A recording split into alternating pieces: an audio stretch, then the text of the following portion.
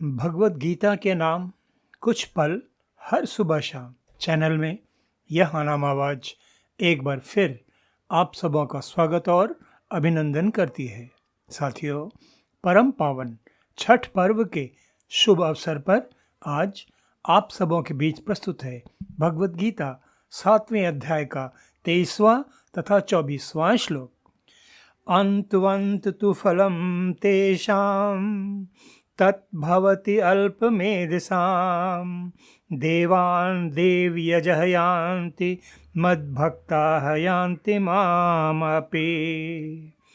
अव्यक्तं व्यक्तिम् आपन्नं मन्यन्ते माम् अबुद्धयः परं भावम् अजानन्तः मम अव्ययम् अनुत्तमम्। इन श्लोकों के सरल शाब्दिक अर्थ इस प्रकार हैं। उन अल्प बुद्धि वालों का वह फल नाशवान है तथा वे देवताओं को पूजने वाले देवताओं को ही प्राप्त होते हैं, और मेरे भक्त चाहे जैसे भी मुझे भजें अंत में वे मुझको ही प्राप्त होते हैं। और बुद्धिहीन पुरुष मेरे अनुत्तम अविनाशी परम भाव को न जानते हुए मन इंद्रियों से परे मुझ सच्चिदानंद घन परमात्मा को मनुष्य की भांति जन्म लेकर व्यक्ति भाव को प्राप्त हुआ मानता है। साथियों, योगेश्वर श्री कृष्ण अपनी अलौकिकता के बारे में अर्जुन को तो पहले ही बता चुके हैं। याद करें भगवत गीता 4th अध्याय का वह श्लोक। अजः अपि सन् अव्ययात्मा भूतानाम् ईश्वरः अपि सन् प्रकृतिं स्वाम् अधिष्ठाय संभवामि आत्ममायया। अर्थात मैं अजन्मा और अविनाशी स्वरूप होते हुए भी तथा समस्त प्राणियों का ईश्वर होते हुए भी अपनी प्रकृति को अपने अधीन करके अपनी योग माया से प्रकट होता हूँ।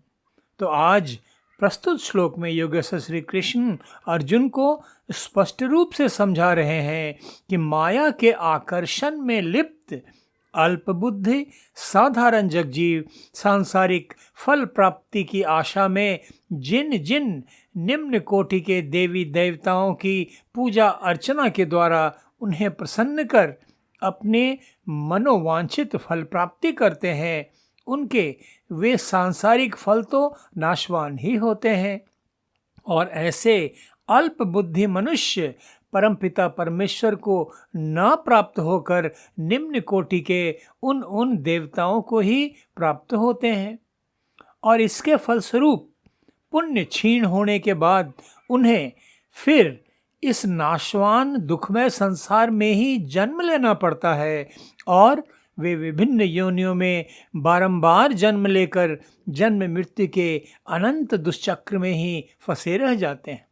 इस गति से भिन्न ऐसे ज्ञानी साधक जो परमात्मा के ही मनन चिंतन पूजन अर्चन में सतत निमग्न रहते हैं, जिनकी चेतना कभी भी परमात्मा के ध्यान से विचलित नहीं होती, अहर्निश आराधना में निमग्न रहती है, वे अंततः सच्चिदानंद परमात्मा को ही प्राप्त होकर परम गति पा लेते हैं और इस संसार में बारंबार जन्म मृत्यु के दुष्चक्र से मुक्त हो जाते हैं।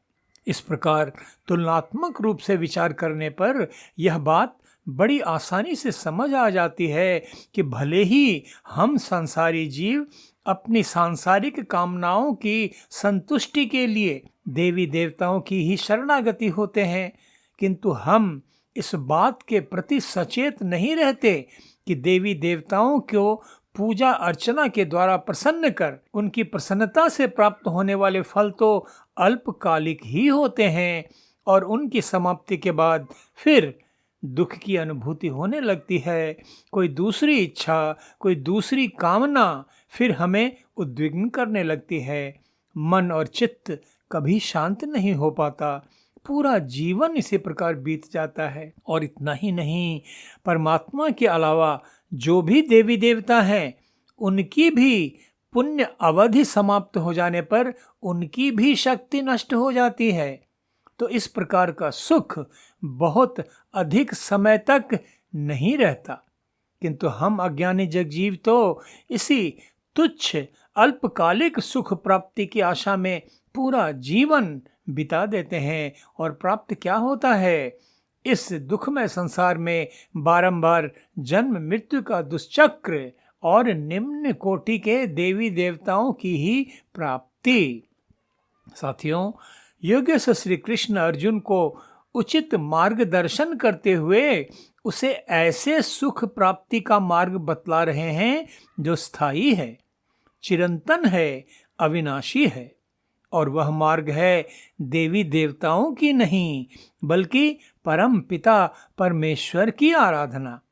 योग साधना के द्वारा परम सत्ता को प्रसन्न करने पर परमेश्वर की प्राप्ति होती है, जो सच्चिदानंद स्वरूप हैं, जो अविनाशी हैं, जो परम सुख परम शांति के अनंत अथाह सागर हैं। परमेश्वर तो वो परम सत्ता है जिनके द्वारा प्रदान की गई शक्ति से ही निम्न कोटि के देवी देवता अपने अपने आराधकों की कामनाओं की पूर्ति करते हैं। और इसलिए ज्ञानी विवेकवान मनुष्य निम्न कोटि के देवताओं की पूजा आराधना में समय व्यर्थ न गवाकर अपना समय, अपनी श्रद्धा, अपनी भक्ति परमपिता परमेश्वर के प्रति ही समर्पित करते हैं। इस प्रकार की भक्ति से प्राप्त होने वाला फल स्थायी होता है, इस संसार चक्र से मुक्ति प्रदान करने वाला होता है। तो यह है देवी देवताओं तथा परमपिता परमेश्वर की आराधना से प्राप्त होने वाले फलों के बीच का तुलनात्मक अंतर। स्वाभाविक है कि विवेकवान मनुष्य तो उसी फल प्राप्ति के लिए पुरुषार्थ करेंगे जो सदा साथ रहने वाला है, सदा आनंद देने वाला है, दुखमय संसार चक्र से मुक्ति प्रदान करने वाला है, परमपिता परमेश्वर की प्राप्ति कराने वाला है। और इसकी तुलना में भला संसार की किसी भी उपलब्धि का कोई मोल रह जाता है क्या? क्या वे तुच्छ अर्थहीन नजर नहीं आते? साथियों, योगेश्वर श्री कृष्ण कोई साधारण गुरु तो है नहीं, वे तो अलौकिक असाधारण दिव्य शक्ति संपन्न परम सत्ता हैं। तुलनात्मक विवेचन हमेशा अंतर को और अधिक स्पष्ट कर देता है और सही मार्ग का चुनाव आसान हो जाता है। और यही नहीं, इस प्रकार चुने गए मार्ग के प्रति विश्वास भी दृढ़ रहता है, उसमें कभी कोई द्वंद्व या किसी संशय का भाव उत्पन्न नहीं होता। यही कारण है कि योगेश्वर श्री कृष्ण यह बात अर्जुन को तुलनात्मक रूप से समझा रहे हैं, ताकि उसके मन में कोई दुविधा न रहे और स्वेच्छा से सही मार्ग का चुनाव कर वह उस मार्ग पर अग्रसर हो सके जिसमें उसका परम कल्याण निहित है। साथियों, योगेश्वर श्री कृष्ण अर्जुन के समक्ष यह रहस्य भी उजागर कर रहे हैं कि भले ही उन्होंने मानव शरीर धारण किया है, किंतु वे परम दिव्य अलौकिक सत्ता हैं।